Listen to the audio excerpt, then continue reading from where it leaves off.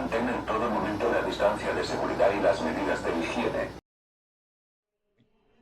Hablaremos de un proyecto muy exitoso de Airbus, el avión que pensaron como la versión definitiva de la 300, con más de 1000 aeronaves vendidas, poco menos de 1000 operativas al día de hoy, 2026.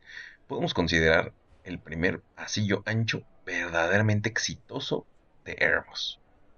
Todo comienza en 1982, con una visión de generar una familia de aeronaves más seguras, estandarizadas, algo inaudito para el momento, y para todos los mercados. Por lo que surgen tres proyectos: el A320, el A330 y el A340.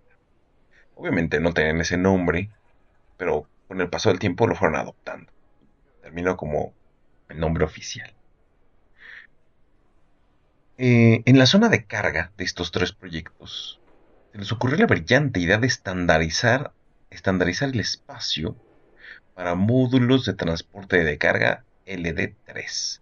Es decir, pues ya empaquetamientos predefinidos, ahorrando bastante tiempo en la generación de cómo se va a llenar los acomodos en el interior de esta zona de carga. Y lo mismo, apostaron mucho en la digitalización, siendo fly-by-wire, entiéndase, una menor cantidad de componentes debido a que ya no hay una fuerza física eh, amplificada por un sistema hidráulico de manera indirecta. Ahora, todo eso por cableado, sensores, señales digitales que van a mover a una válvula para orientar un actuador hidráulico. Parece poco, pero esa diferenciación de los dos sistemas habla de menor cantidad de componentes, menor peso, por supuesto, y una facilidad para el mantenimiento e incluso el diagnóstico, dado que ya son menos piezas. El diseño ya estaba aprobado. El A300 ya se había ajustado, ya se había adecuado a las necesidades, ya se había aterrizado y asentado como un proyecto, porque la estabilidad y la durabilidad de las estructuras ya estaba aprobado. Inicialmente surge la versión A330-300 como inicial, y posteriormente se lanza una versión 200, un poco más corta. Como siempre pasa, los aviones con una versión corta extienden su rango. No necesariamente el peso, pero sí el rango. Y surge la pregunta, ¿para quién eran estos aviones? Por supuesto, los europeos son los primeros en decir yo quiero. France, Lufthansa, por supuesto, Thai Airways, Air Inter y una gran cantidad de más operadores se fueron sumando. De 1987, los primeros pedidos han indicado que procederían las entregas para 1992. Y así fue. El primer A330-300 fue entregado en noviembre de 1992 a Cathay Dragon. Y el primer A330-200 en agosto de 1997. Por lo tanto, fueron cumpliendo los esquemas que tenían propuestos. Por supuesto con sus demoras, ¿verdad? Otro tema fue el motor. En ese tiempo, cosa que hoy ya no se estila, en ese tiempo se dieron tres opciones de motor para las dos versiones de la aeronave. Es decir, seis certificados de aeronavegabilidad distintos. Hoy lo vemos como algo impensable, pero en ese momento se vio como una tendencia en el momento. Tenemos por un lado al CF680 de General Electric, el PW4000 de Pratt Whitney y el Trent 700 de Rolls-Royce. Todas estas motorizaciones, por supuesto, pues tenían sus distinciones operativas, ¿no? Ahí debería entrar en juego la cadena de suministros del operador, la comodidad, e incluso la experiencia con ciertas marcas, pues era un determinante.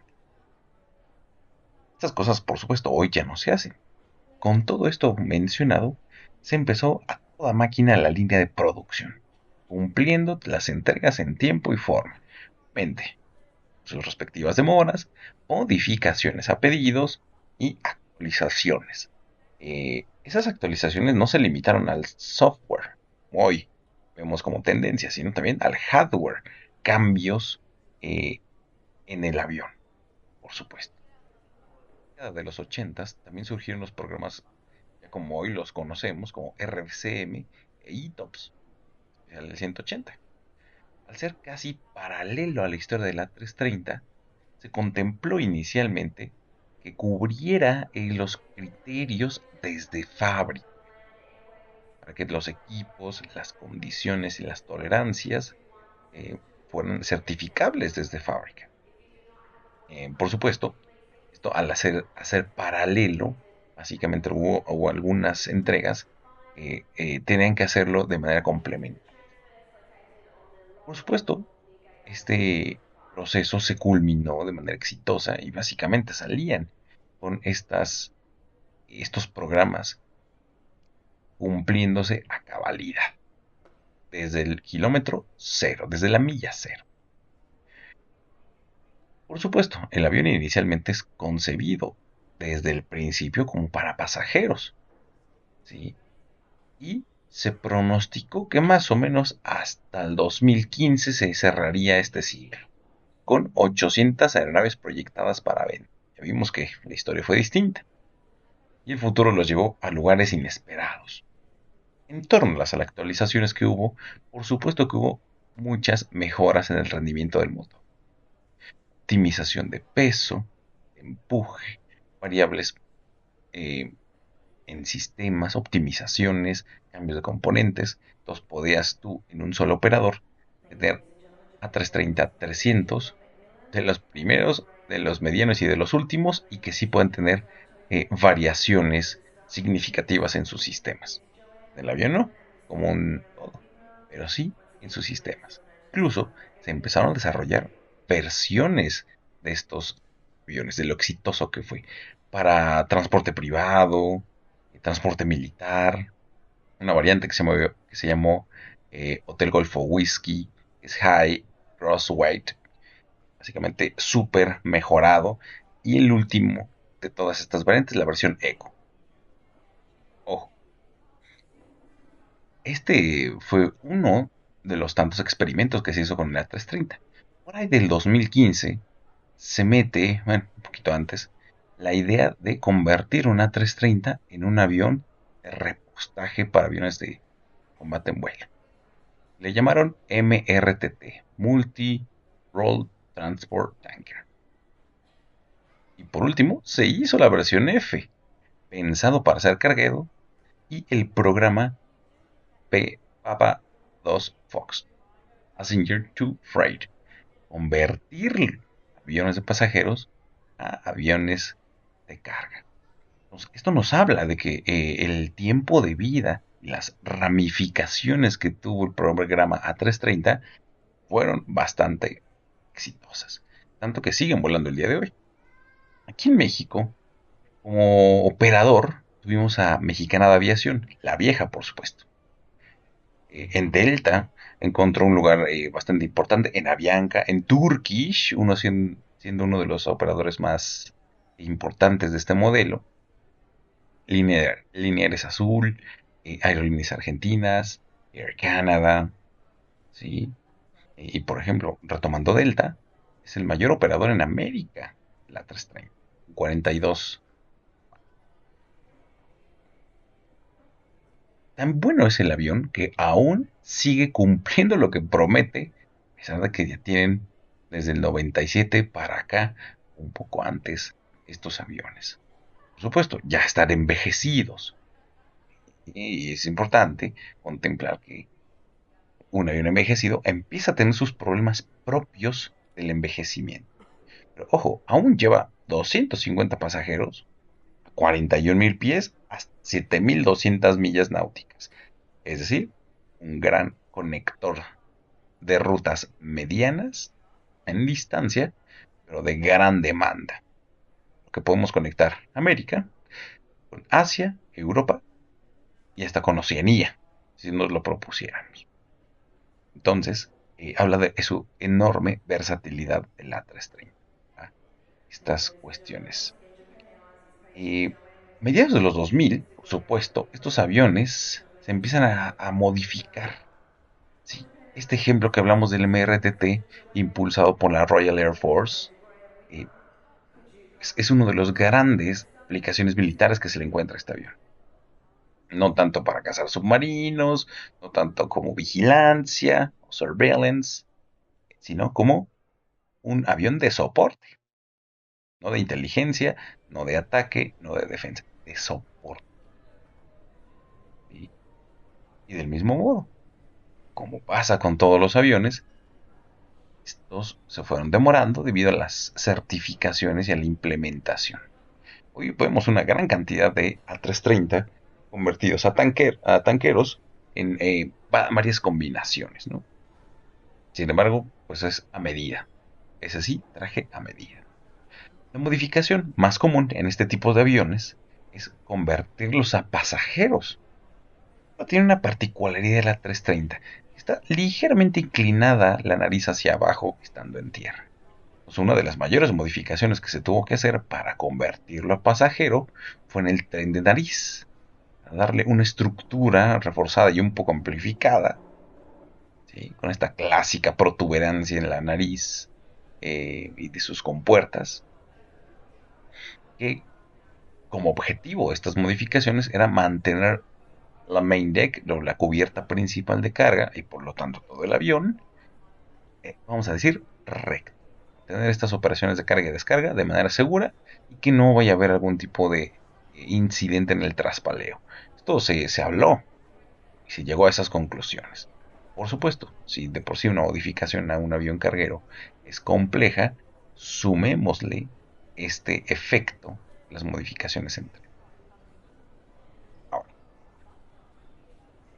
podemos olvidar una modificación que hoy por hoy es la más exótica de todas.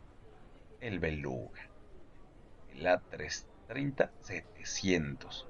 Estos belugas, vamos a decir nuevos o XL, por supuesto, son un reemplazo del beluga viejo, que justamente también viene del modelo anterior, del A300-600 ST, evoluciona a A330-700. Este proyecto, por supuesto, estuvo pensado inicialmente para sustitución y un mayor alcance de transporte de piezas propiamente para Airbus y sus líneas de ensamblaje.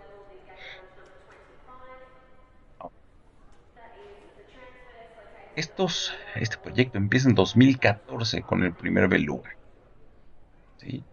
Termina en 2024 con el sexto Beluga XL, que ojo, al ser un avión distinto, pues por supuesto tiene mayores prestaciones, un rendimiento distinto y que Airbus se quitó el gran problema de encima de encontrar pilotos que siguieran volando a Airbus 300. Y hoy podríamos decir que es una certificación especial del A330, donde ya es un poco más versátil encontrar pilotos que puedan operar el aparato. Viendo un poco el tema, en México podemos encontrar el A330 no para pasajeros, dado que no se ha encontrado el punto donde sea útil, pero sí como versión de pasajeros. Tenemos tres empresas aquí en México que operan este modelo, que son 70 toneladas de carga, con un alcance de aquí a Asia o de aquí a Europa, pues ya resulta interesante. ¿Sí? O de aquí a Anchorage, por ejemplo, el gran hub carguero, pues resulta interesante el volumen y el alcance, comparado con otras aerolíneas de carga que tenemos presentes aquí en México, que tienen aviones con una significativa menor capacidad de carga, unitaria, por supuesto. Como ejemplo para ilustrar esta versatilidad y gran capacidad de la 330, vemos un video documental muy bien llevado de Sam Chui en Turkish Cargo, viendo una vez más cómo este A330 eh, es operado de manera carguera, de una manera excelsa. Curiosamente, llevando flores para San Valentín. Ojo, la producción de este avión y de estas variantes que hemos estado hablando se cerró hasta 2020, es decir, se extendió el proceso de fabricación debido al éxito. El último modelo de A330 fue entregado en febrero de 2020 a Aer Lingus. Ojo, concluye el proyecto de fabricación y entramos en la fase de uso, desecho, segunda vida de estas aeronaves ya construidas. Por supuesto, la más común, haciendo los cargueros. Esto nos dice que más o menos vamos a tener A330 CO, cabe aclarar, 300-200, al menos por otros 15 años en el mercado carguero. Algo similar sucedió curiosamente también con el A300. Ahora solo hay un poquito, puñado de operadores que todavía lo siguen operando hoy, 2026, como avión de carga. El A300. ¿Sí? Aquí en México incluso hubo un operador, Aerunión, hoy llamado Avianca Cargo, México, que operó el A300 hasta el 2018. Todavía sigue siendo, hasta ese abuelito, funcional el día de hoy. Fíjate, su primer vuelo de esos aviones en 1977. Una joyita. Queriéndonos decir que la 330 aún podremos verlos otros 15, 20, tal vez más años en el cielo, operando como carguero. Recuerden el tema de ruido, el tema de consumos, pues es clave. Sin embargo, todavía siguen siendo funcionales para ciertos mercados, dado que el precio de estos aviones pues, va bajando con el tiempo. De manera de cierre, vamos a decir que el A330 es y ha sido un negocio tan grande que hasta le pusieron una versión Neo, lo actualizaron. A principios de 2014, en aras de decir, bueno, ya vamos a cerrar la fabricación, vamos a empezar un nuevo modelo. En 2014 se anuncia esta versión Neo 800-900, ¿sí? Y entrando en operación comercial en 2017 con TAP. Aparentemente hay una larga vida para el A330, el inmortal. Sin más que decir, les deseo aterrizajes suaves y fallas fáciles de reparar. Este podcast ha sido grabado y editado en Coacalco, México.